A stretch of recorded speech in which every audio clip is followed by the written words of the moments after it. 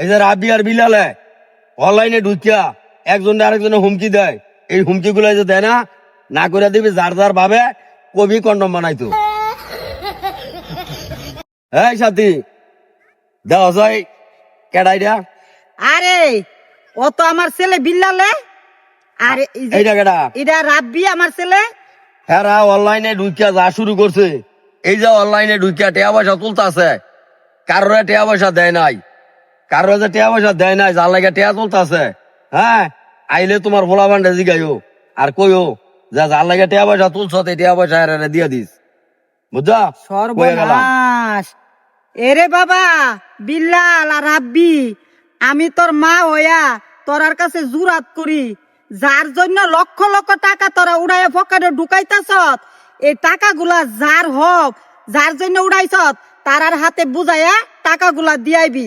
বাবা তুই এই ধরনের কাজ করবি না।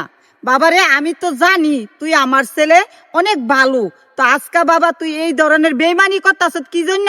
তোমার ছেলে রাব্বি বেমানি করে নাই, বেমানি করে হলে বিলালে যার হক হ্যারে গয়ে দিয়ে লাইতো, আনাইলে এই টেয়ার বারে স্ট্রোক করে মারা যাইবো। মানুষের টেয়া পয়সা মাইরা খাইলে, মানিজত মাইরা খাইলে হ্যার একটা হাত নেগা আল্লাহ, নাইলে একটা ভাও নেগা, নাইলে স্ট্রোক করে কলে স্ট্রোক করছে।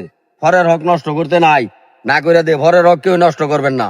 বাবা বিল্লাল, তুই যে আবু সাইদের জন্য যে টাকাগুলো উড়াইছ, আমি তোর গর্ভধারণীর মা তোর কাছে অনুরোধ করে বলতাছি, বাবা তুই দয়া কইরা এই যে আবু সাইদের হাতে টাকাগুলো তুই বাবা ফসাইয়া দিয়া, কেমন?